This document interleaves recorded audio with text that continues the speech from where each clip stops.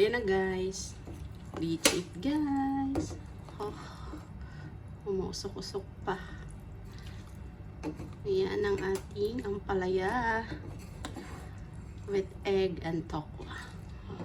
Diba? At ang ating kanin again is brown rice. O, yan ang brown rice natin. Ito niyo yung gitna. Dahil sa kulay niya, o, diba? Yung gitna ng ano, kanin. And let's eat, guys!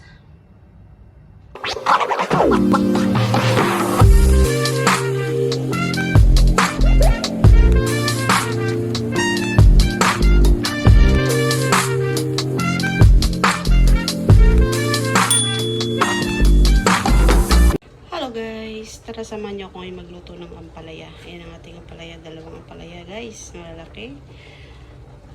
Tokwa or tofu. Meron tayong green chili.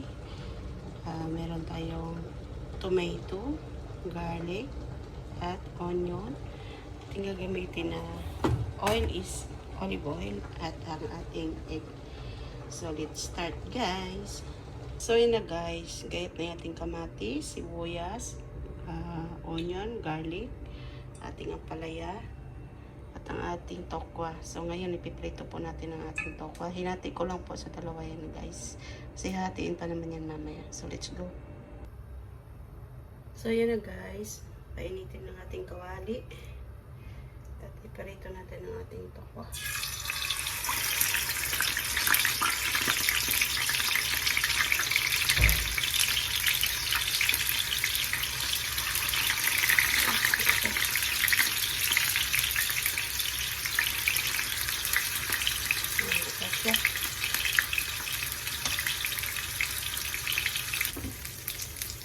So, yun na guys. Luto na yung ating tokwa. Ano yan?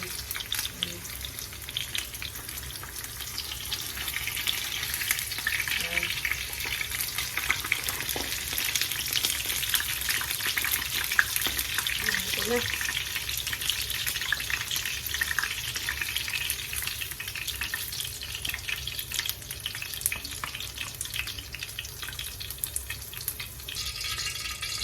Yan, igisa na natin yung ating regado.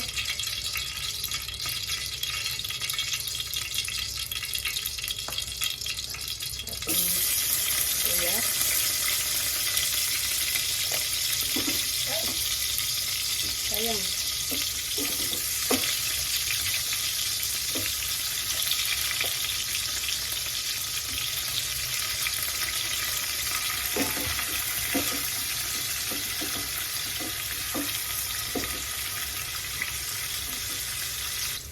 Lagyan natin ang ating garlic, guys. Ayan, o. Maraming garlic. 3 ulo na malalaki, guys, na garlic. Kasi sarap yan ito, maraming garlic.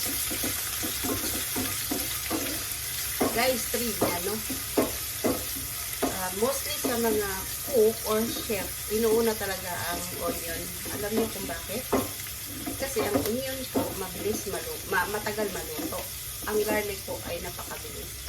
Yan po yung reason kung bakit inuuna po ang sibuyas. Kaya pansin niyo pag nagluluto ako, inuuna po talaga ang sibuyas. So, ayan po yung trivia dyan. Yun na. Yan, luto na po yung ating garlic. Lagay na natin ang ating tomato at ang ating green chili. Yan.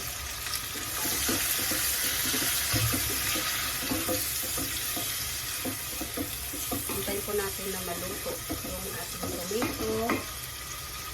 At guys, pagka kayo po ay nagsasahog ng tomato sa inyong kinakain, pwede pong hindi nyo natanggalin pag iluluto.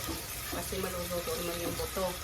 Pero pag yung kakainin kagaya po ng example ng salad, kailangan po tanggalin talaga ang buto. Okay? Alright. Ayan, luto na yung ating tomato. Ilagay natin ang ating ginayat na ampalaya. Ayan. Marami tayong ampalaya, guys.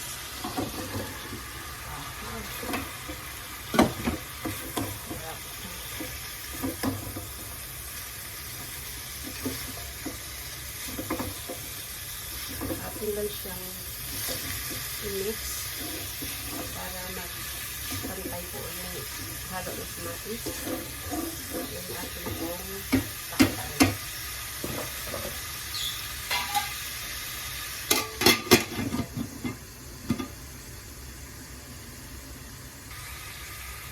So, ayan guys, medyo hapok na yung ating ilagay natin ng ating ginayat na tofu para mas na ano pa siya, mas more na maluto pa siya. Ayan.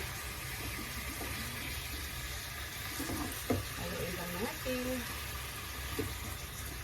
Hindi naman yan madudulong kasi half-cook na siya. Ayan.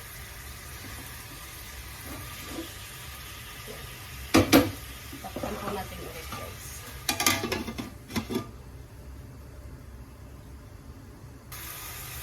So, ayan na guys, maglagay tayo ng paminta.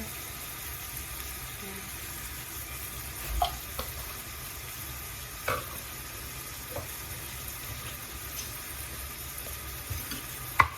Maglagay tayo ng yan, ganito kadami na ito. Parang padali para sa ano. At maglagay tayo ng pampalasa. Ayan, susarap.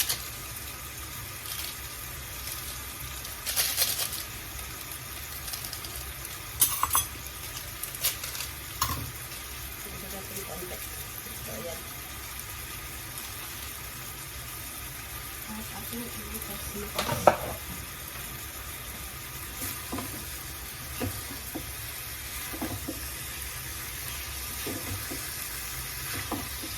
Ayan.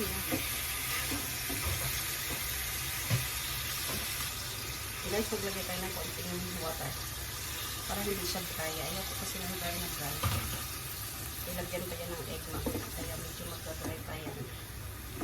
So, yan siya.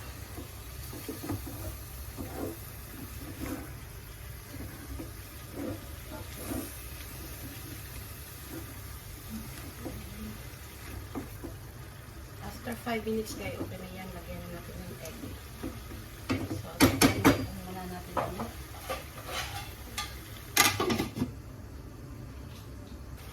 So, yan na guys. Medyo ano na siya. Luto na. Ilagay na natin ang ating egg.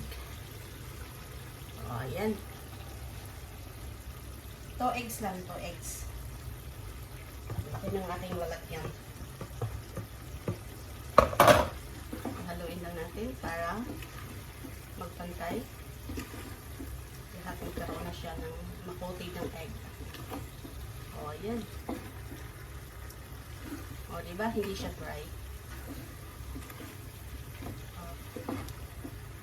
Ayan na, sarap. So, patayin na natin ang apoy. Maluluto ng egg dyan sa ano, sa gulay. So, ayan guys. Sarap. Oh, yummy. Diba? So, let's eat.